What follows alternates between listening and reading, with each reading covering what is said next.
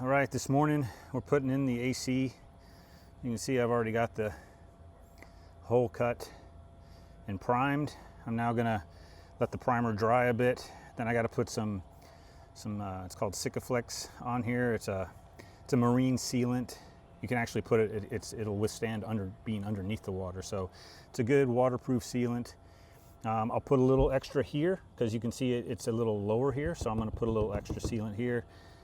Do a little on both sides so that and then once that gasket is on, I will put a bead of sealant around the edge so that it's good and watertight. All right, stay tuned.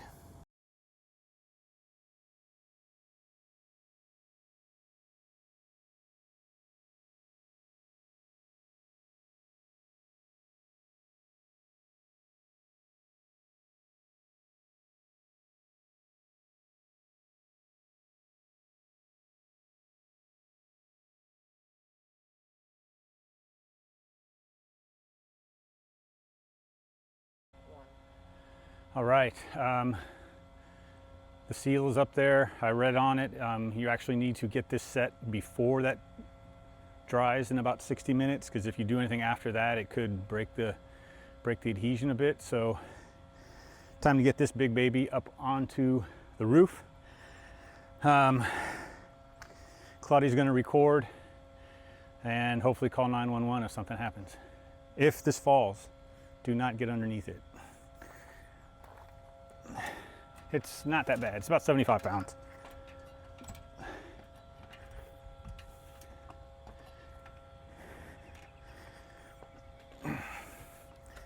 There you go. That was a little bit not as exciting, huh? Okay, now if you'll go around into the inside, Claudia, these 4 bolts that I showed you, they have to be visible underneath, and I won't be able to see anything.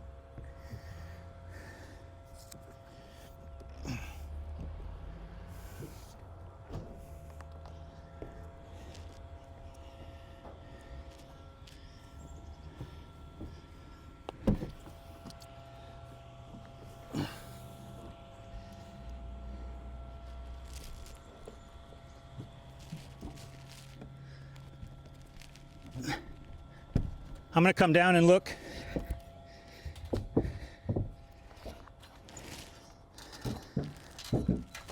I think I'll be able to move it from inside now. I can only see 1 bolt right now. Yeah, there's 1, 2.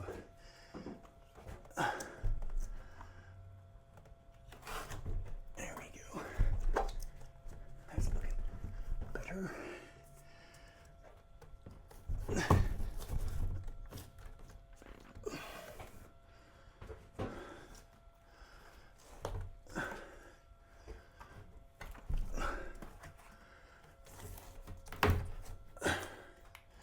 Okay, now I need to turn it counterclockwise. Tell me when I want this bolt up in here. Okay.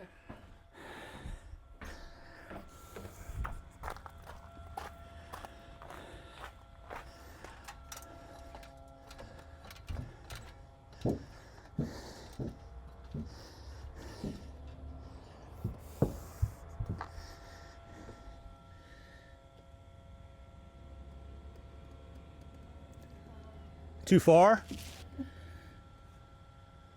How's that?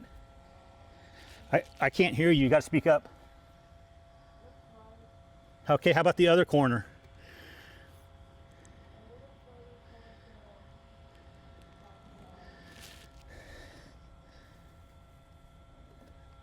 How's that?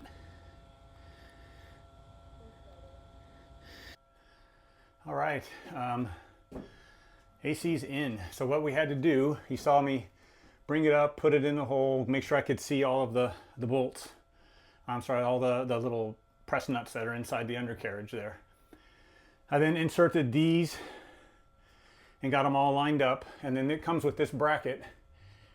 And now that I'm looking at it, it may be backwards, but it's in there tight now. So I have a feeling that little arrow is supposed to be up there, but it's in It ain't going anywhere. You can see that I've got it supported by 2 of the ribs, and